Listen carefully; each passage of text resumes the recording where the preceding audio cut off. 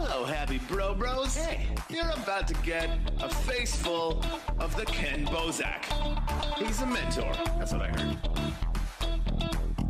He's a connector. Oh, yeah. He's a brilliant leader. I've seen it. It's Kenn Bosak. Oh, happy bro. You gotta get some Bitcoin and hold it. Happy bros. You gotta get those NFTs and you gotta hodl that stuff. You gotta hodl it. 'Cause I'm Kenn bro. We got your Bitcoin, bro. He's an original. Buy some NFTs and hold them. How many times does he have to tell you? Going to the moon. We're going to the moon. We're going to the moon. We're going to the moon. Going to the moon. We're going to the moon. We're gonna get real high. We're gonna get real high. We're gonna get real high. We're gonna get real high. Yeah, we're going to the moon. We're going to the moon. Bro, we're going to the moon. Oh yeah, we're going to the moon. We're gonna get real high. Real high. Yep. Real high. Hello, happy bros. Come get some Kenn Bosak.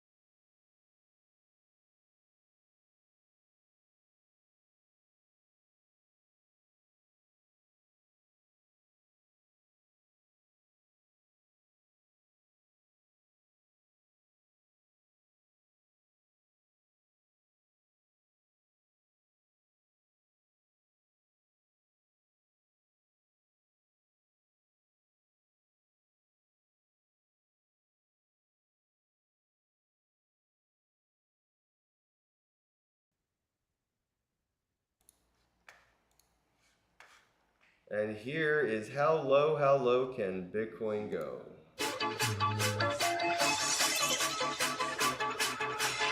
Feels gonna be on the screen today. In the digital glow of my screen late at night, watching numbers fall in the moonlight. Bitcoin's on a dive, breaking through the floor. 62,000 support. Now we're in free fall lore. Yeah. How low can Bitcoin go? No, I love that. That sounds very good. How Them girls got the move. low can Bitcoin go? Caught in the slide where the cold winds blow in the ebb and flow. How low can it go?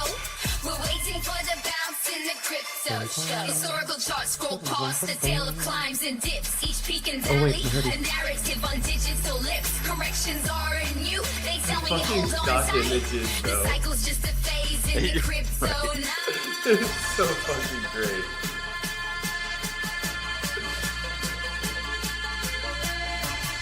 Yes. There we go. Cycle's just a phase in crypto. Like that, just some random lady.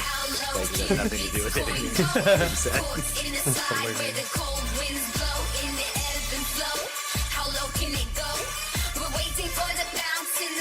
Regulations stir the pot. Uncertainty takes the lead, but innovations never stop. Adaptability's what we need. From wallets digital to coins that we can't hold. The future's I like that they use digital. gold and cold. I like that I heard digital in there.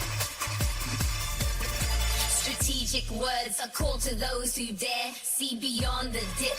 The stock images, though, The dude. markets might shake, I but can't our resolve fucking- will stand. what the Crypto's fuck? more than a coin. It's the so future good. at hand. How fucking great. low can Bitcoin go? Caught Did in the Bitcoin slide where the go? cold winds blow in the ebb and flow. How low can it go? Yes. We're waiting for the bounce in the crypto show. I wish they used it. What was that So old let's like watch and learn Oh, it as ain't the done yet, cycles homie. unfold. It ain't done yet, homie. So be brave and bold. the old program where you could like This is a fucking banger, dog. Stay tuned, stay true for the rise again. you just need to have some clip art in there. Yeah, right. That MF Pink. Yo, you guys have to go to Rect Media and fucking subscribe. That is great, dude. Yo, this is the new Rickroll. Can we just like make this the new Rickroll? Can everybody send that to like your mom with zero context? Like just like send it to your dad and be like, yo, dude, you'll never guess the size of this girl's tits, and just send that video. Get them to click it. That's the new Rickroll, guys. How low, how low. That's You know what I say, and I think I said this, Seth, when we were talking earlier. I told you we're going down to 40, 50, 40 area. Everybody was calling me crazy, Kenny. I don't think you're crazy. Thank no, you, I think bro. that's legit. Thank Yeah, you. no, I think I've got the targets set on next C to prove it, dude. Like my conviction's right there where yours is. It's Well, like limit it's orders. the meme coin floor, bro. It's like where's the retail investors that are gonna pump this Bitcoin up? They're not here, bro. Yeah, no, totally. Yeah, that's kind of the thing about this entire bull run is that this is like the institutional bull run. Like last cycle, everyone's like, oh, I can't wait till institutional capital's here, till institutional money comes into Bitcoin. Bro, we got it, and now everybody else is broke. Well, yeah, I mean the new VC move is to start your own meme coin. That's where do you think all these meme coins are getting, 300 million, market cap and listed on every DEX, and then wow, randomly they're on a centralized exchange. That's convenient. It's all like fucking inside. Like I feel like most of these meme coins are from Coinbase. Whoever's behind Base, they're just like a few employees having fun, just like, you know what I mean? Like all back in the day with like Nifty Gateway, they gotten a little bit of shit for their employees, like using the platform and market manipulating. And I don't think there's much different for like, I hope the Solana Foundation isn't like doing the same thing I think Coinbase is doing with Base. But I'm just curious, like, what are your thoughts on Base, bro? Like Coinbase is the one going after the SEC. The SEC isn't going after Coinbase. Yeah, no, it's a mixed bag, dude. Because first off, Coinbase, I mean, they're net positive for the space, right? They've onboarded more people into Bitcoin and Ethereum than realistically any other three services combined. Right, like so many people were able to get their start with crypto because of Coinbase. So I mean, always got to kiss the ring forever, right? You gotta acknowledge it. Like they did great work for our space. I'm not as convinced though that with Base and with some of these other recent actions that it's the same vibe as before this, or it's the same mission as before. I think that they're really pushing to make sure that they're not taken out of commission by regulators here in the United States. But I don't know, man. Compliance doesn't actually work long term. So I'm kind of wondering, like, all right, have you guys just kind of given up? Like when push comes to shove, and you have to choose whether or not you're a cypherpunk today, what are they going to choose? Yeah. Yeah, I don't know, man. So Cypherpunks. They're gonna choose the doo-doo. Yeah, I'm worried about the all the communities that are being built up on those platforms like Base. It's like, especially with Coinbase kind of kicking the hornet's nest and going after the SEC and trying to like steal the narrative, right? It's the same conversation. Like if the SEC were to go after Coinbase or Coinbase go after the SEC, it doesn't really matter who went after who. When you're in the courtroom, it's the same exact conversation and the same outcome as if either one of you started this thing. I'm just worried that they're going to make a they're going to make a statement, you know, and make a statement out of all the meme coins that are on base, and they're going to use them as a proof of example and say, hey, look at all you legitimate companies, you legitimate people. Look what all these degenerate, synonymous, you know, degenerate scumbags did. They're rug pullers, they're scammers. This is after they kick you all off base, by the way. They're going to call you all scammers, right? And they're going to go to these big people and say, look, with your brand, your recognition, what could you do on base? You know, like, look what they did with a dog emoji with a hat on its head type shit. So it's like they're gonna, you know, culture vulture. They're going to, you know, they're gonna compromise the whole meme space after this year. It's like, this is our last year to have some fun doing real degenerate stuff with real people, and then all the VC bots come in and, yeah, it's just like pandering. Like, Wendy's is going to make a Wendy's, you know, Baconator token, but it's not cool anymore. It's pandering. It would have been cool 5 years ago. Yeah. Yeah, It's no, like, for sure. Sorry, go ahead.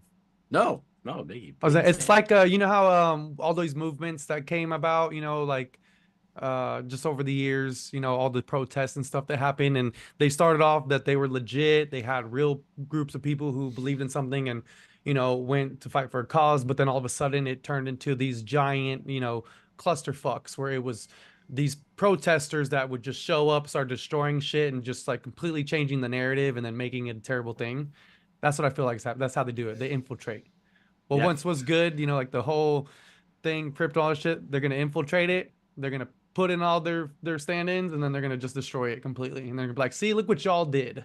Y'all messed this up. Y'all screwed this up, did all these bad things. Like, no, it wasn't us. It was you looking like us. It was you looking like us. What do you think, mind your biz, bro?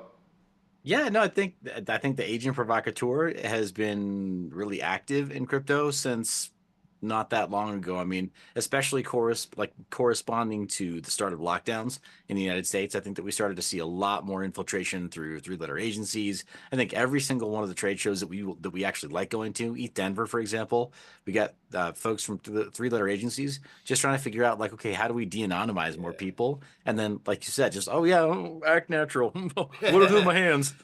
Don't act like a Fed. Like, but it's happening more every year, right? And it's kind of like what's the show, DevCon, right? The hacker show, right? Vegas, you're gonna get your shit penetrated by somebody in the audience, and they might be a Fed too, right? Like, they're out there kind of figure out what's good in cryptography and, you know, in pen testing and stuff. It's part of what they do. So yeah, we have to get used to those guys. I think that's a reality right now. We got to get used to those guys and figuring out, like, how do we still, like, make sure that there's some soul left in crypto, and, like you said, like, some real new culture, that we're not scaring everybody away, because we know the Feds are out here. We know that they're, like, somewhere around us. Well, the how do we industry still plants have fun? was, you know, it's nothing new to have industry plants, right? Like, the music industry's always had it, but they're now recently acknowledging, you know, the existence of industry plants, and not just like who, what, why, when, but the narratives that the industry plants try to propose, and the messages that these industry plants are, you know, propagated to kind of have a platform for. It's like, oh shit, like, bigger picture kind of thing. I think with that cynical view looking into crypto, you know, especially if you have, you know, a broader view of it, if you have, like, you know, if you have the 10 years tenure in crypto to look at it with that cynical view, it's definitely, you know, going to help you succeed in the future, especially as more adoption occurs. What are we at, 2% right now? Like, dude, we don't even have the smart hackers yet. We don't have the smart Feds or the smart CIA. We barely get, like, the degenerates of the degenerates, like, in the people who barely got their jobs in those fields are the ones fucking with us. Like, you know what I mean? Wait till their boss's boss make it a mandatory hustle for them at their jobs, right? So it's like, yeah, we're getting our bearings ready for all that. And dude, I wanted to, you know, talk about going back and, you know, looking backwards and using that to kind of look at the space moving forward. You recently got to talk to Roger Ver, and he's somebody I've been, like, I took a hiatus for a little bit, and I was very curious to hear, like, what are his thoughts right now. And like, it's awesome that he came onto your show to talk about it, because now I get to like hear your conversation with him answer the question I've been wondering is like, what the hell has been on Roger's fucking mind? You know what I mean? Like that. So, I mean, let the audience know, I guess, a little bit about like, how did you kind of like secure that conversation? Like, what's it like to be like, hey, Roger, like, you want to just like chat about shit? And then maybe let people know a little bit about what you guys talked about so they're, you know, motivated to go over to Mind Your Biz and check out what you guys put together. Sure, yeah. Thanks for that. So the first thing is I was lining up an interview with Roger just as we were both getting back from a trade show. And I knew that he was kind of like going to be available, right? His time wasn't completely gobbled up from other meetings and stuff. Reached out and said, hey, you just wrote a book. It's called Hijacking Bitcoin. And it's a pretty cool memoir. It's actually technically really well written, really well researched, of course. Like, he's been around for every iteration of Bitcoin development. And so so he knows all the upgrades. He was there when stuff got really He contentious knows his and bips, bro. yeah, man, right? Like, yeah, he was relying on that stuff to try to hold thousands, of Bitcoin on his own. So yeah, he keeps a lot of those receipts and he brings them up in the book.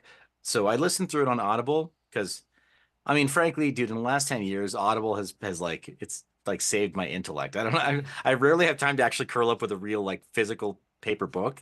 It's a luxury when I can, but like for the most part, this kind of material, I'm like, I wind up having to listen to it. So I listened through his book on Audible and just thoroughly enjoy it, start to finish. The exposition's great. He builds up some really great thesis there. Then he backs it up the entire time and talks about his personal experience. And I think it's pretty valuable. For a guy who was once labeled Bitcoin Jesus and then was like relabeled Bitcoin Judas, it there's some cool stuff. It's some really cool memoirs in that book. So we were gonna do an interview on that. I reached out to him and he's like, "Oh yeah, sure. Let's get that set up." We also kind of shot the shit about some other things that were going on. Frankly, he told me he thought it would have been really entertaining if Ben Armstrong had accepted my challenge at Karate Combat for the first Influencer Fight Club. But I mean, here's the Yo, thing. he might put up a bounty on it. He could make the motivation. He could motivate him to get off his ass. Yeah, well, maybe. My thing is right now, like I'm extremely busy and training takes a lot of time, dude. Yeah. So for me, it's not something that would even interest me. But it's just, I was tickled that Roger was like, you know what? I would have been interested to see that fight. That would have been fun to watch. I I'm love that like, he oh, still has a okay. little degenerate in him. Oh my gosh. Yeah, no, totally. People don't know actually that there is that aspect of Roger that's incredibly irreverent because he was raised super conservative. And in this interview that I did with him 4 years ago, apparently Nerd Girl and myself, we interviewed him as a team. This was the first time anybody ever really asked him about his religious upbringing and about kind of his worldview. And I mean, we Wow. actually, as a personal profile, kind of a biography, we went places nobody else had gone before in that interview. And so to be able to follow it up would have been great, except that the IRS and the nation of Spain had other ideas, plans for Roger. So that's on hold right now. So Oh yeah, man. until he figures out what's going on there, yeah, we're not going to be able to schedule it. But yeah, the first interview is available on the Mind Your Biz Classic channel. I do currently run two channels on YouTube. One, and I'm extremely open about this. One has over 100,000 subscribers, and it was absolutely a stone cold acquisition. I didn't start that channel, but I'm running it now. Oh, And then, word. yeah, yeah. So that's Mind Your Biz, and then Mind Your Biz Classic is where all of my legacy material is, like mining content, mining operating systems, and then interviews like the one with Roger. But no, it was yeah, I really enjoyed that interview. I'm going to be releasing a lot of the shorts derived from that interview, but the full interview, we thought we are going to have like maybe 40 minutes to talk to him. We wound up getting over an hour, and yeah, we went some places that I'm still really proud of that interview, man. I feel like it was yeah, best interview that Nerd Girl and I did certainly together, and one of the best that I've done on my channel. I was really happy with it. Yeah, I shared it out earlier. I'm pretty sure it's on my feed, guys. I'm gonna put it in the comments below on X here. So, like, if you look in the comment section of this video, you'll see the link to that. Bro. So, like, oh, go ahead, Miggy. You jump in. You got a nice haircut. You haven't said much. Thank you. No, I was just listening because I don't really know much about him and the whole thing, but I mean, it is going to be interesting to see like how it all plays out. I mean, at least you got the inside scoop, or at least part of it, and I'm just Yeah, Rice has been talking back about his watching. book a lot. Rice Crypto was talking about his book, and it's funny that you said he had an audiobook. Did he actually do the audio for the audiobook? Yeah, no, he didn't. It was the co-author. It'd be But so yeah, fucking much cooler if he did the audio for that. right. Yeah, so it's funny you mentioned that. So like the oh gosh, what's this guy's Navy SEAL? Or what's the guy's name? The Navy SEAL guy that does ultra marathons. Oh, David Goggins? Goggins. Yeah, Goggins. So Goggins. so he narrated his own audiobook, right? The Can't Hurt Me book. Yeah. Mhm. And dude, it's phenomenal because he adds stories and stuff that he never wrote in the book. So because he's going through it and he's like, oh yeah, that reminds me of this thing. They just kept it in the recording. So you have this rich like extra vlog podcast material in the audiobook. Yeah, But, dude, I love yeah. that. I think that's going to be coming to things like this soon. Like, you know how people do review videos of things? I think that eventually X will have a way for there to be some sort of narrator commentary kind of a feel where, like, we'll be able to do a podcast on top of this podcast and commentate over it. You know, it will have like an overlay of content. I really think like Elon's on the edge of meta doing things. Like if you go to your Twitter account right now, I posted this video live in your own pinned tweets, and I think my Twitter account's a little shadowy banned or whatever. But if Miggy did it, I sent Miggy. I posted it in another chat of yours or another post of yours. So you'll probably check your notifications. You'll see me posting. And if you I look, dropped we're it in one of yours. currently audio, video, live, and we're like the top comment in your own posts. Yeah. Yeah, no, I see it. Oh Yeah, my you gosh, see I that, didn't even guys? notice where it Look. was posted. Yeah, I'll drop it again We're just so taking you can over see the actual X. stream, I'm too. going to I'm a virus taking over X with this hashtag. Not another Bitcoin podcast. I've only been out of the gate for 4 weeks, bro. I'm ready to. He's going to recognize me. That's awesome. Well, I mean, apparently, yeah, he does just jump into Twitter Spaces and stuff and kind of blesses certain conversations with, he like waves his hand. I don't want to be sacrilegious, but he does his Elon thing, jumps in, and then I just want to be on shadow banned. I don't give a fuck about anything else. Dude. I don't care. I blocked him on Twitter. He is blocked until I am unshadow banned. That's all I want. And I don't give a fuck. He don't have to retweet. He doesn't have to join my spaces. He doesn't have to like me or talk to me. Just unshadow ban me, bro. Yeah, for real though. Yeah. It's been like this since 2021. Oh, geez. I got 70,000 followers since 2021. I've been at the same number for Yeah, and 4 he's even years. got he's got a verified account and the sponsor with the Vorio too, and it's still shadow banned. It's crazy. It's crazy. We still get 1,000 views a day on the podcast. It's just like unshadow ban me and watch that 100x.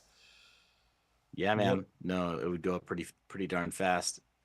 I don't know. Yeah, Twitter's a weird place. And honestly, like you're saying, even with the whole change in management, like Elon's great.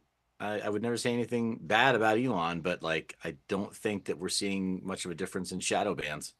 Yeah, it's definitely the same fucking place for me. Nothing's changed since he's, I even gave him $300 for the check mark and nothing changed. But let's get over that. Dude, are you active in Telegram?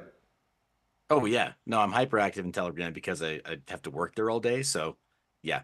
Okay, all right. Me and Miggy we've been falling in love and experimenting with bots. Lots and lots of bots, bro. I love Telegram bots. Have you noticed like the increase in like usefulness these bots have in Telegram? Like we can create our own token, launch a liquidity pre-sale. Once the pre-sale is met, the liquidity goes right to the DEX, tokens allocated to pre-sale, and it's all from a bot. And then there's an atomic swap bot, a swap bot that Cheddar. Shout out to Cheddar. I'm actually here. That one. And they're doing an atomic swap you can literally send anything to anywhere in Telegram. Without signing Just in a wallet. Telegram. You don't need a wallet to sign sign in. And its fees are minimal. I'm just like, Jesus. dude, like what are your thoughts on like Telegram and the way these bots are becoming like APIs and like dApps all in their own right? Yeah, so I've got to be careful what I say here because of what I'm doing during the day job. But what I'll say about Telegram and kind of the recent developments and just my experience of it is that Yeah, first off, you're not wrong, man. If when you go to the for anybody who hasn't ever used bots or created their own bots or really tried to like in an intelligent way approach bots on Telegram as opposed to just seeing somebody else's moderation bot, it's really easy to get started. It's easier than ever, especially if you had Telegram Premium. You go into your settings and then you just tell it that you want it to do like custom responses or get like create an autoresponder for you. And what it does is it starts you off with talking to the bot father, right? Where you would create your own Telegram bot. But it's such a fundamental part of the experience, like you're saying, that like now that functionality has gone so deep and they've added to it progressive web apps. Yep. So anything you would normally be able to get to run, oh my gosh, no idea what my webcam You just is got a doing. thumbs up and froze. It's like that is so Oh, funny. yeah. He's like, It's not even like a useful post, man. That's not even to give you any algorithm love, man. Jeez. Okay. It looks well, like I farted and you smelt it. he was like, oh. Yeah. Yeah, it's like I mean I can at least get frozen like, oh, like surprised or something, right? Help you with the thumbnail, but anyway, so no, Telegram's great, and honestly, all the different like bot functionalities, like you're saying, having the progressive web apps be a part of it. So if people don't know what that is in your audience, same way that you would right click something in like Brave or Chrome and say pin this website as an app, just an Electron wrapper, right? But yeah, that stuff's all built into Telegram now. So you have so much more. Yeah, you can like play games, have like JavaScript, like run code, JavaScript, and other stuff. Comic book. I gotta find it. It's like Light something. Give me a second. I just talked to the guy. Oh, Lightning Works. Lightning Works, bro. It's a full-fledged comic book, but like in Telegram, I can't even fucking show because of goddamn. But yo, it's a comic book in Telegram. It's what, bro? Nice. Like so many different things we can do with these bots that like I used to hate them. I really fucking hated them, and I think that we're gonna enter an era where we actually find bots that we don't hate. Like they don't make our life suck anymore. It's gonna be like bots 2.0, man. I'm excited. Yeah, no, I think a lot of people are starting to realize also that AI is really just narrow purpose AI. The concept of like, whatever, artificial general intelligence. It's going to take over any time now because of the exponential rate of development in code. It's like, dude, AGI wouldn't even know what to do. As soon as you released it, it'd be like, yeah, I'm bored. Yeah, I mean, that's yeah, true. it doesn't really have that much. So like these narrow AIs where it's like, no, you really just have like, you got this LLM over here, you got this like, whatever stable video over here, and then you got people realistically at the end of the day trying to write up business plans that suck because they don't really know how to refine the business plans inside of Chat GPT, and then on like Stable Diffusion trying to whatever generate naughty pictures, Oh shit! Yeah. replace themselves in OnlyFans. Whoa, that's yo. Could you imagine being a fan of an OnlyFans girl that is just like AI? That would be insane. there is one, isn't there? No, you more than can't. one. AI There's model that's no like way. making a bunch No of money way. right There's, now. there's more than one. Please don't There's tell more me Yeah, that. but say there's there's more one than that like when this first really came out, somebody made an AI model, and I think she does. They're making money with it. Like Okay, insane hold on, money. because now I want some form of human rights for this AI. I don't know. I want AI rights. There's this. This is slavery, right? This is like. It's Man, here's the thing. At this point, it's not Stable Diffusion, so I'm not going to name names, but I know a person. There's just a friend that reached out because they were between financial situations, like their job wasn't working very well at the time, and they had a little issue with being robbed, right, of some crypto. This has been like a common theme this year, right? Like we all know somebody who's been robbed, like more than one Yeah, person who's been dude. wallet drained or whatever. But this person said like, hey, I need to come up with ways to make cash quick, and this was a female. She told me, I'm thinking about maybe starting an OnlyFans, and I'm like, ooh, Mhm. like just pump the brakes real quick. I'm not going to tell you how to live your life. I don't want to moralize or like preach at you or whatever, but it seems like this is a rush decision for you. Like you haven't put a whole lot of thought into this, so maybe just slow down, and maybe instead of yourself, you could create some AI avatar. Now, if you really want to go this route, you got a way to backpedal because it's not you're putting out there, not yourself you're putting out there. Right. And whatever, in the future, this is your life. You just you make all those decisions for yourself. But if you're really trying to like solve a financial problem without trying to live that life, then I think it make the AI only avatar do it. crosses the line at too realistic. Like I mean, like there's always that parody, like adult content of like Simpsons or Family Guy. Like, yeah, I'll be on normal ass websites looking for normal ass adult content, and I'll scroll by and see some Family Guy stuff. I'm like, you degenerates have gone too far. But it's not. It doesn't make me feel bad for the cartoon. But if I see like AI and like 4K like Unreal Engine graphics, there's some like emotion triggering, and I'm like, I don't know if I want that. Or I don't I'm know just if I want telling to be you. emotionless about it either, right? Like I don't want to look at something that looks super realistic and go, that's probably fake, and have no sympathy or empathy until I know without a doubt that that's flesh. Yeah, it's kind of tough because right now we're still depending on the tool set that people are using for AI photos, we're kind of past the uncanny valley. Somebody who really knows how to deal with stable diffusion, I'm just telling you, Ken, they can fool you probably 9 times out of 10. The Yeah. guys who really know the people who really know how to do this, like these prompts for the image generation, and now with the video tools that are being paired with it, there's not going to be a whole lot there that they'll be able to add to it. So I think that's the big tell, is that if it's photo only content as opposed to like any video, then you might be following a creator that's not real. Dude, me and So Miggy have been talking a lot about this stuff. Me more so with like kids entertainment. Miggy, like he came up with this cool like AI seeing eye dog. Like you know how your iPhone has like speech to text because you can't see if you're blind?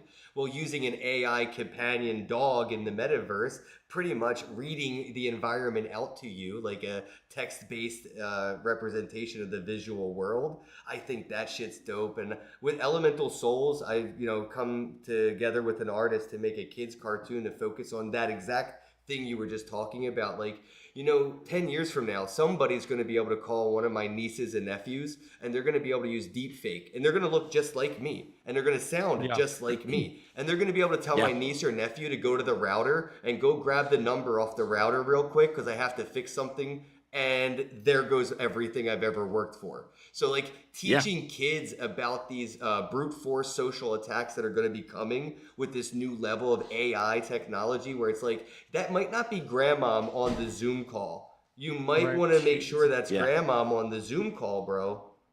Yeah, right. Yeah. Yeah, the concept of second factor authentication. So we're used to that for like logging into online services, but yeah, I was making a joke about it earlier today, I think with Niggy, where he said something to me openly on Twitter, and then I responded to him privately on Telegram, Oh yeah. and Yes, we yes. joked about it. Yeah. But I mean, that's going to be a regular thing. Just that's how we have to just to move. make sure, like, hey, Yeah. is it you? Because I'm gonna send you this message on your other thing. I'm not gonna Yeah. tell you which thing. It's on the thing. Yeah. But yeah, because Yeah. I mean, you gotta also imagine. I mean, like, so for Asvoria, we're gonna be using AI training for our avatars. You know what I'm saying? Like, so that way you can be in the spatial web area, you can be running your business online, but you don't have to be there.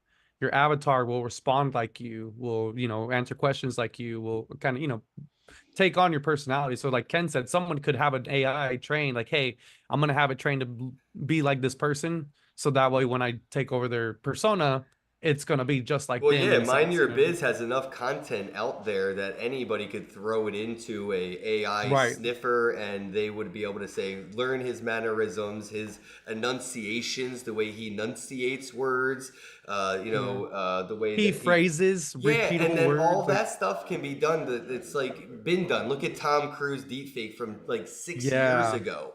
That's That six. was good. You know Yeah. what's fucking funny? You don't see shit like that anymore because they don't want you to know how good it got. How good, yeah, advanced it is now. No, well, that's the funny thing. So can You we talk think about you're exactly seeing that? Yeah, exactly. Go ahead. So just really briefly, I know somebody who works in the visual effects industry, and they mentioned that the tools that they're using now for Hollywood films, they're having to adapt to some of these AI tools because they're good enough to get the in between shots done faster than traditional 3D artists would do it. Like in a whatever the. So speaking of Tom Cruise, we'll talk about what's his corn, the guy that plays Superman, Henry Cavill. Oh, Happy Cowboy, yeah. So yeah, you remember when he was in that Mission Impossible movie and he had to have the for whatever Yeah, reason the his mustache character had the removed. mustache. Yeah. And that mustache was like because of the shooting dates. That's why that effed up the whole Justice League movie because he was playing Superman with a Yeah, it was mustache. like $100 million Huh. mustache, right, or something. It was like a lot of money. It was like 10 million Yeah, something. It was like a lot of millions to get that mustache just CG, and it looked like yeah. dog crap CG. Yeah, it was terrible. It was terrible. The artists themselves that they didn't like their work on it. A lot of them were like, yeah, we there were time constraints. I needed the money. Like it gets it's kind of weird. Like it's like yeah, sorry about the shitty quality, but yeah, as a case in point, that whole experience of those artists having to manually track Henry Cavill's face as he's pretending to be Superman flying through the air and remove a full black dark mustache from this light skinned man's face. Um, that's a Mm. really difficult thing to do for visual effects artists. And what I'm hearing from this guy is, well, if we had some of the AI tools that exist right now, it would have been done faster, cheaper, and looked way better. Hmm. Yeah, they didn't even So, need Henry Cavill. They can just click, there he is. right? Yeah, or Isn't at that least what the his new mustache Space is gone. Jam was about? Like LeBron James goes into the metaverse, and in Space Jam they just like scan his body and they tell him, we can put you in Harry Potter, the original movie. We don't even need your body. You can replace, Daniel Radcliffe as Harry Potter. And like I think the new Space Jam movie with LeBron James literally covered this, where it's like we don't need I you. think the kid in the movie, he created a character, like your creative player, and it was like an avatar or something, but he like, created a digital version of some of himself, but it was like, I don't know, some type of AI thing or some shit. I have to watch that again, but Yeah, dude, it was it got a little weird. I crazy. haven't watched it in a while either, but it's like oddly relevant to this. I'm like, oh, okay, Space Jam. But then you got AI like my Alexa. She'll respond to shit and I'll be like, I didn't even say your name. Nobody said Alexa. What are you doing? She's just like responding to shit that nobody even talked to her about. I'm like, AI, you're stupid. Don't talk to me. Yeah, see, I worry about having anything that has open microphones on it where I'm inviting it to listen to me like that, and specifically any of the personal assistants. Hmm. So, Oh like, yeah. I yeah, use I mine like at like, work, it. so we I just like listen it to all. music Give in the it all to bakery. me, bro. I want everything Yeah. to listen to me, and I just want it to work. I'm not Yeah, worried. like go ahead and listen to me. You're not gonna Yeah. like it. Yeah, exactly. Garbage in, garbage out, baby. You feed AI whatever, you know what I mean? Like, yeah, no, it's fair. I mean, it's kind of funny you mentioned it too. Like, I guess I'm really resistant to it because I still want to try to maintain some of the privacy that that we're losing so fast. And one of the ways you can do it is you just have to opt out of giving certain information away to big tech. But at the that same opt time, like you're isn't saying, even real, dude. Right. That's like op theater. It's It's option like theater, and it's not it's even like a turning real off your option. phone. If you turn off your phone, the government can't see where you're at, You know what? can't Like, activate. if But it's you like, know how you can. VPNs really work, you know you're just paying a company to give your shit to the government when they ask for it. Like, there's yeah, no VPN that's gonna go tell the government go fuck yourself if you get a subpoena for your data. It's a company. They are actually filing your shit. Like, they're keeping track of you. And if somebody asks what you've been up to, that VPN company is going to hand over that information. So all of this Yeah. like privacy bullshit, it's all theater. And it's just like, how much of it do you need to sleep at night? And like, if you're too woke to it, you're gonna bite your nails until you faint. Yeah, you're never gonna yeah, have anything, no That's why phones, no John nothing. You'll be in a McAfee was dark room. fucking ripping his hair out trying to tell everybody like all this is security theater. Like, it's really not as secure as you think it is, especially with the way yeah, that IPFS is like, or like your Mm. internet service provider is literally like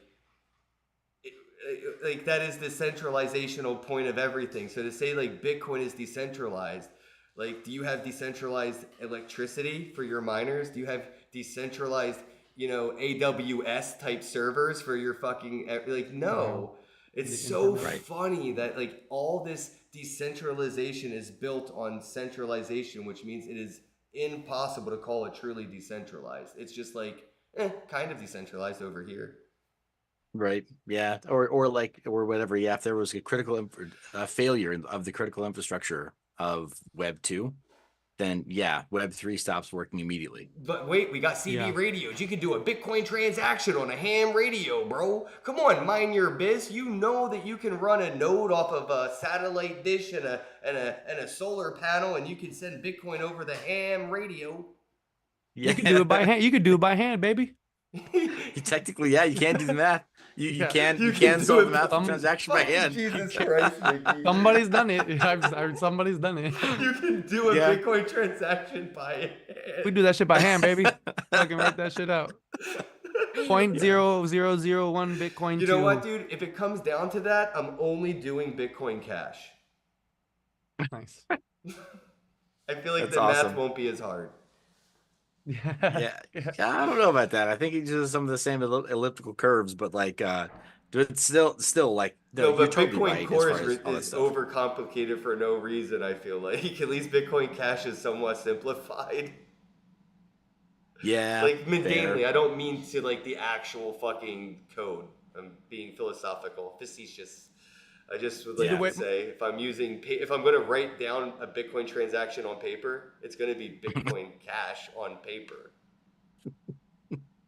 That would be the new paper wallet. Anyway, guys, I want to talk a little bit about something I've been interested in. Miggy is part of the conversation as well because we met this guy at NFT NYC. And I think you'd be interested in this executable NFTs. NFTs with an .exe file or a .sdk or iOS type file in the image. So when you get this NFT in your MetaMask wallet and you tap it to start the GIF animation, in the background, it's installing an application, whether for malicious purposes or maybe that's the purpose of the NFT is when you tap it, it installs a music video, right? Or a keylogger, who knows? But I'm curious, what are your thoughts on having this metadata in NFTs that can actually be executable just by like starting the animation of a GIF? Yeah, no, it's a pretty powerful concept, or like a self-contained application, or something that just It's already that's, happening, yeah. Yeah. I've seen it done with poker games and pool. You can play pool from like the executable NFTs, so it's like it's happening. It's just like I haven't seen it done maliciously unless it's already Yeah. been done and we don't know. Yeah, right. So I'm kind of thinking now about, now that you mention it, like just how deep you can just how deep you can make that, like based on relative directory structures. If you could have like full websites with resources that would allow you to run code like JavaScript or whatever else, and yeah, have like a full game. Well, why wouldn't you right? be able to daisy chain it like a BitTorrent, like a torrent file, and have the executable auto execute 50 NFTs simultaneously that are contributing the hash that is the file itself? So you don't have to have so much data in one executable NFT, but the one is like the domino that starts the other 50 NFTs in your wallet to chip in those little torrent files that fill in the game. Yeah. There's a lot of dependencies though. It's a lot of external dependencies. So I think that's maybe the only reason that you might not want to do it. And then yeah, if you're so reliant on what would ultimately have to become centralized storage, again, like your point before, centralized storage. Ooh, the boogeyman, centralized storage. As opposed to IPFS, where you definitely have to rent some kind of a VPS so that you can seed your own IPFS content forever, right? Yeah, but it's I decentralized. think we all agreed So- on 200 years when it comes to like IPFS. I think that's like the forever that we've all agreed on. Like, if you can say your Pinata Cloud's going to host these images longer than that, you're a scammer. But you can say for 200. That's kind of what the NFT community kind of agreed. It's weird. It's like literally Pinata Cloud is like Mount Gox waiting to happen. Right. Yeah. Well, Pinata. I mean, the nice thing about Pinata Cloud is that I guess it's really just kind of an initial service. And yeah, the biggest problem is that most people when they're committing stuff to IPFS, they don't know that they have to seed their IPFS hashes, or like they lose their permaweb presence, right? Like it's not permanent as soon as you stop guaranteeing that your content is seeded. So like, yeah, that's where I think, yeah, huge misunderstanding among people who use IPFS. So even the 200 year like figure of like, oh yeah, maybe 200 years. I'm like, dude, depends on how popular your stuff is. There are plenty of people Right. who, whatever, their stuff's just gonna fall off because nobody's mirroring it. They're gonna That's be like, funny. What is "Eh." it, the Wayback Machine? Like for websites and stuff, if you don't look into the history of that website after a while, it's not really in the archive anymore. Like, so you have to keep reading history on the internet to keep, motivating it to stay there in the cache data. Otherwise, it just gets dumped into the recycling bin. Yeah. So hey, let's talk about, if you don't mind, since Please. you mentioned it, let's talk about like dead internet theory. I think Ooh. Okay, people are not really acknowledging the fact that, yeah, we've lost more than it's we've already dead. maybe ever Yeah, created. yeah, it's Yeah, already right. dead. Like all the good stuff, all the stuff that like seemed like it was real and genuine and indie and yeah, a lot of that stuff we've just got tons of link rot, and then yeah, sites that just don't work anymore. But beyond that, now on the newer sites, all the stuff where vanity metrics seem to matter, vanity metrics are automated. Like Yep. 70% of the traffic is from bots. Mm. Yeah, well, nobody wants to be the first person to like anything. So if you can bot your post to 75,000 likes, then you can get 50,000 genuine likes, right? Because like people don't want to be the first to the 50,000 people to hit like on your shit, because that means I have to do some DYOR. But like if 50,000 people liked your tweet, that means they did the DYOR. Somebody else did it. I just have to like this one tweet. I don't have to worry about you being racist last week and that shit like following into my like what do I like on the internet. But I really feel like that's the problem, is people, they don't want to interact with anything unless it has that botted impression. It's almost like a self-fulfilling nightmare. Like we are doing it to ourselves. Like I know that I am sometimes hesitant to interact with certain things before I go, all right, let me see what else is in the feed, what's in the comments. It's not as easy just hitting like and share these days because of like the whole fucking cancel culture shit. And then on top of that, there's other movements that have happened that we have to be aware of when we interact with people on the internet, that we are like sometimes supporting their personalities that aren't very fucking good. So we have to be like, so when you see 50,000 likes, 20,000 retweets, that's what gives people that peace of mind to just blindly interact with people like fucking like Harvey Weinstein and Bill Cosby. Oh, they got all these likes, so it's safe to like them too. It's not really how that works. But it's in social constructs now. It's in the mindset, and I don't know if we can break that. If we can get back to like, I'm just gonna like this and I'll be the first. Like you don't see first anymore. First, it's fucking corny. It's like dangerous to be first now. Yeah, no, it's a fair point. I didn't even thought about the fact. You're right. I mean, first is an endangered post. I haven't That's seen it all in like part 2 of or dead 3 internet, years. right, dude? That's like, to me, that was an indicator of like, oh yeah, the internet was dead when I stopped noticing first. Jeez. Yeah, no, I think you're exactly right. But I mean, so right now I think that's a huge problem that's going to affect us in cryptocurrency and Web3. So I think in part, like earlier on in the episode, how you mentioned, yeah, retail is not really out here with us. They're really not coming out to play yet. It is like the institutional Bitcoin bull run, the institutional halving. So I think part of that has to do with the fact that, man, a lot of retail has been deluded into believing that we're engaged in stuff that matters because we see a lot of vanity metrics, and then we're kind of being fooled into believing that yeah, there's more community online than maybe sometimes there is. Mm.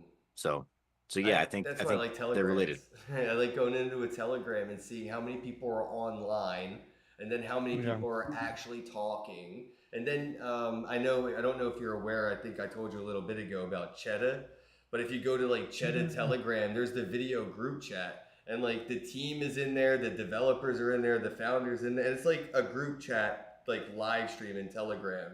And I'm like, oh, no bots. These are faces and voices. And I People. feel like that's what we need these communities to do more of, is like proof of life kind of things, where it's just like, these AOL chat rooms, but with like video. You know what I mean? Where we can all just jump in and be like, oh, there you are. Here, I'm holding up 3 fingers. Okay, I'll see you back in the comments. You know what I mean? And that's just, you jump in, jump out, prove that you're you, and go right back to the chat. Yeah. Yeah, no, that's great. There are a couple of communities that are really good that way. And yeah, I think you're right. That's going to be one of the only ways you can do it. The one thing that's going to make that difficult for certain creators is that some creators, I mean, they're really good at live streaming. They're really good at certain kinds of engagement. They're really good at maybe post-produced content. And then when it comes to live interactions, they're not going to be that person who's like on a party line or hangs out in a certain way at other live events. Like they just vibe at a different frequency. That's Very, very true. cool people, but like it's just different, right? Like these professional Web3 gamers, or not Web3 GameFi creators, but professional GameFi like gamers or whatever, man, to stream for 5 or 8 hours, that's something that not everybody can do, Yep.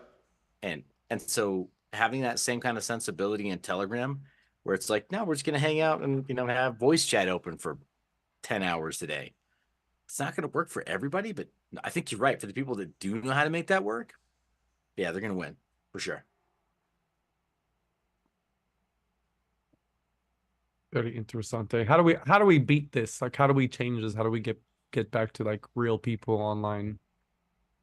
Yeah, I think Ken, he really offered a really valuable solution there, and that is you have to support platforms that kind of reward real-time engagement. I think that's why Yeah. Twitter Spaces has become so popular.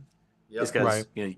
you do have that real-time feedback, and when you have a stage packed with like a dozen people, It's what it made can get Snapchat pretty awesome. special when Snapchat first came out. You had to really be there. You couldn't use an image from your camera roll. You couldn't use any edited videos. You couldn't use any edited pictures. Snapchat, when it first came out, was like you took a snap. That's it. Like you had to be there to take the picture to send it. So you couldn't be on your couch saying like, "Oh, I'm in the Bahamas." You took a picture of the Bahamas on Snapchat in the OG days. You were like, no doubt in my mind that dude is in the Bahamas right now. That's fucking crazy. And like, I want to get back to that, like on the internet, that energy. Like when I landed here in Miami, the first thing I did was I jumped into the fucking Telegram for Cheddar and I went live with my feet in the ocean. And it hits different than a picture on Instagram or Facebook or Twitter or whatever, because that could have been from last year or 10 years ago, or might be from AI that I said, here's my feet, put it in the ocean, blah, blah, blah, with the prompts. Like it's more visceral, and I think that's like what we're gonna have to figure out is like these ways to just feel more physically connected, even though we're digitally separated. Yeah. My gosh, I mean, I think you hit the nail on the head there too. I think there's going to be a lot more like live retreats, a lot more events where it's more like, and it's going to be more local too. I mean, Yeah. Yeah, I think micro Wendy, socialing, micro social Yes. media. yeah, but like the Philly meetup, hugely Well, with important now, probably more important than micro ever. influencing is happening. You know, my fucking sister just got monetized on Facebook because she has a bunch of Same. friends in the in the mom community on Facebook. So she's like a Yeah. Jeez. micro influencer for like the neighborhood. That's cool. Yeah, my Facebook got monetized just because I get a lot of engagement. I've made like $90, in the last six What I'm months, saying but is like everybody, my That's mom is cool. going to yeah, be an influencer on Facebook. So like the micro influencer thing is like, if you're into like knickknacks or if you're into like, Ouija board stuff or if you're into like collecting surfboards, like all that is going to be monetized into micro economies. And that's what's going to fuel these like events, these meetups that are going to be funded through the yeah, monetization funds that Facebook groups use to curate the yes, content that people create. So if you create surfer content, there's probably going to be a Facebook surfer page. They're going to curate all this shit. They're going to earn money. They're going to put on events. It's going to be, yeah, it's just going to be micro, and it's going to keep going to this like, smaller level. It's going to look big on the, when you yeah. zoom out, like Red Cross or whatever, right? It's like, oh, it's a scam at the top, but at least they do some good on the ground. Like you'll see it. Yeah, So I mean, Yeah. things need to descale. Like this is, I'm glad we're talking about this now because like this is something I've been talking about for the last couple of years, since we've been going to the conferences together. Like that's something that I noticed was that as the conferences were scaling up, that kind of quality interaction was going down. And then on top of that, all the things we just talked about is it really emphasizes the importance of really scaling down these conferences, really taking a step back. We advanced so much in so little time in a sense that we really kind of jump the gun, and it's like really important to kind of pull back, have smaller meetups in every major city, and then after every major city have small meetups in smaller cities. mhm. Access is the most important part of all of this, is giving access Yo, to everybody all facts, around. bro. being don't make them come to you. You go to them. Bring the event where the people are. Don't make them come to you. Don't make them fly. Take the event So are you everywhere gonna you go knock possibly on can. people's doors, Miggy, and be like, "Hey, you guys Yep. got time to talk about our Lord and Savior Satoshi Nakamoto?" Yeah. Well, and then that's why I'm glad I joined the Pizza Dough stuff because like That's that's what I true. want That to do is out what in they do. Oklahoma That is because in what they Oklahoma do. there's a very very tiny crypto community. Like I saw one meetup that I found and I saw and I got invited to it because of all my invites whatever. You know what, And dude? Yo, mind your biz. Are you going to Consensus? Are you going to the Litecoin Summit? Are you going to Bitcoin 2024? Like, what's your? going to I guess like shitcoin. yeah, we're trying to make sure shitcoin happens. We're putting it all together now, but I'm just curious. As we wrap this up, like, kind of, are you going to any of these events? Do you plan on attending anything, or what do you kind of Yeah. got coming out? Yeah, no, for sure. So consensus is definitely going to be a I'll be reality there. for See you me. there. Yeah, Yeah, we'll be potentially there. also. I mean, there's a possibility that will be at Token 2049 in Singapore, which Ooh. is same month. Not convinced for sure. Might just keep it domestic though. Yeah, and then go to the Bitcoin conference and the Litecoin Summit right afterwards because Nashville's awesome. First off, Yeah. I think that is very cool that they're gonna do it there. Yes. But then also, yeah, Bitcoin was awesome last year, and man, this year I think it's gonna be even better with runes launching. And I think as soon as the Yep. fees kind of get back to within a range that people kind of where it's more like you so what am I trying to say here? Where it's just fees are manageable, right? Like people just know Cost what to expect, right? effective, I From guess, because it's the cost yeah, effectiveness of runes isn't really worth it at the moment. I mean, it's a learning no, expense. If you Someone want get to us fucking learn runes. some shit, bro, it's worth whatever it's costing. I'll tell you that right. much. Right. Yeah. I mean, yeah, ordinals too, right? So people Hmm. they spent quite a bit to learn that lesson, right? When ordinals were still kind of new and experimental. And then the same with the Litecoin ordinals, because they had Taproot. So it was like, Yeah. yeah, people who took those early lessons, great. And I think Runes is going to be the same way this year at Bitcoin. So I'm excited to see what comes out of it because I mean, not just exhibits, but people who are like really making stuff happen. And yeah, we'll see who actually succeeded, right? Because there's going to be some runes companies and plenty of runes I projects feel nervous that are for them. starting out. Yeah, I want them all to be successful. I'm really excited. Like you said, it's kind of like it's the thing that can breathe some life into Bitcoin and make it cool again. And like, Right. yo, this is going to Yeah, be a good indicator conference. Like, if there's going to be a conference that's going to give us an indicator if Bitcoin's like going to get its fucking mojo back, it's going to be Consensus in Austin. So we're all going to be there. Everybody you see here on screen, me, Miggy, Mind Your Biz. If you're going to be out in Austin and you guys want to hang out, just go ahead and hit us up. I'm sure Mind Your Biz is down to meet some DGens out there in Austin. I know me and Yep. Miggy are. oh yeah, Mind your oh biz yeah, throwing a pool party, by the way, y'all. Look for that. Yeah, Liquidity pool yeah, he's party going to in be Austin, hosting a baby. pool Let's do party. it. Yup, yup. No, I seriously do want to because it's supposed to be Do you hot. So I want was like, can we have a to? pool party, guys? Let's do it. yeah, it's awesome. I'm Yeah, serious. Yeah, we're gonna figure that out, Miggy. We did it in Yeah. Miami. We can do it anywhere. Yes, we're right. Well, it's let me on. just say, hey, to any potential sponsors who are watching this right now, if you can reach out to Megan and say, hey, we're sponsoring the jet skis, then we have resources to get us out to Valente Beach, a little bit out of the way in Austin. I don't know why that's happening. Anyway, they're back a little bit out of the way in Austin, but it's a very cool experience, and we could get some really really epic stuff happening there. Just the same way that like a few of the homies out in Dubai, right? They did the ATV like Yeah. falconing, the whole desert Sahara Oh, thing, that was cool. I saw that. I'm so jealous. right? Me too. I didn't go, but we can do it on the water, man. Yeah, I'm Oh, Out in down. Austin. I dude. got a All lot of people's right, down I'm there. down. Texas is my state. Is my Texas home is where state. I'm gonna go. I've been saving up some like I just want to do like DGen shit with my DGen friends' money. So like jet skis are on the table for sure. I think even skydiving might be an option because the weather, like Miggy said, is going to Ooh, be nice, and I've been looking at it for Austin. So yeah, dude, I want to do some cool shit. I think we should all have like an yes. adventure while we're out there because this Ooh, could y'all should either be the fly. beginning of Bitcoin's mojo or we're just going full fucking degenerates and buying cats with tampon coin next. I don't know, bro. Like, I'm going all in on the menstrual cycle. This cycle that doesn't, it just, you don't pump and dump the flow pumps and dumps you. Ah, I can manifest a meme coin out of thin air, dude. I just did it. Everybody, go ahead and follow at Mind Your Biz. It's I know it's not exactly at Mind Your Biz, right? It's _biz. That's what it is. Yeah, _biz on X. Get and check them out. I want to say thanks again, bro, for the time. I'm going to be on your show in a couple of days, actually. I want to talk about elemental souls and Web3 for, educating children. Same way I feel like I was taught by cartoons I watched about Web2 shit. Cyber Chase. If you haven't heard of Cyber Chase, it's a good cartoon to watch before our podcast because that's what inspired me. Nice. Yeah, no, I'll take a look at that on Cyber Chase. Yeah, and I'm looking forward Can't to it. believe nobody's Seriously. seen that. I know. It's like a public the hell? broadcasting thing. This dude. has It was got to be probably a made with different $10. Ken, we're in a different reality. Because everybody you mentioned that to, effect. nobody knows it. you told to has known it. Like the only one. Like, I'm what going to bring happened? it back. They're going to fucking reboot the show because of me. All right, guys. Thanks, everybody, for tuning in. Don't forget to retweet. Check out the hashtag, Not Another Bitcoin Podcast.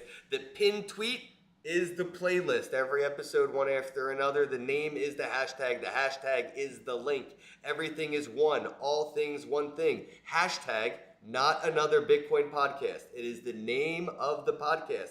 It is the hashtag, and that is the link. So if you're like, where's the link to the podcast? The hashtag, the name. It's all the same thing. It's just one, Not Another Bitcoin Podcast. Thank you guys and have a night. Tell your friends. Hello, happy bros. Hey, you're about to get a face full of the Kenn Bosak. He's a mentor. That's what I heard. He's a connector. Oh, yeah. He's a brilliant leader. I've seen it. It's Kenn Bosak. Oh, happy bro. You gotta get some Bitcoin and hold it. Happy bros. You gotta get those NFTs and you gotta hodl that stuff. You gotta hodl it. 'Cause I'm Kenn bro. We got your Bitcoin, bro. He's an original. Buy some NFTs and hold them. How many times does he have to tell you? Going to the moon.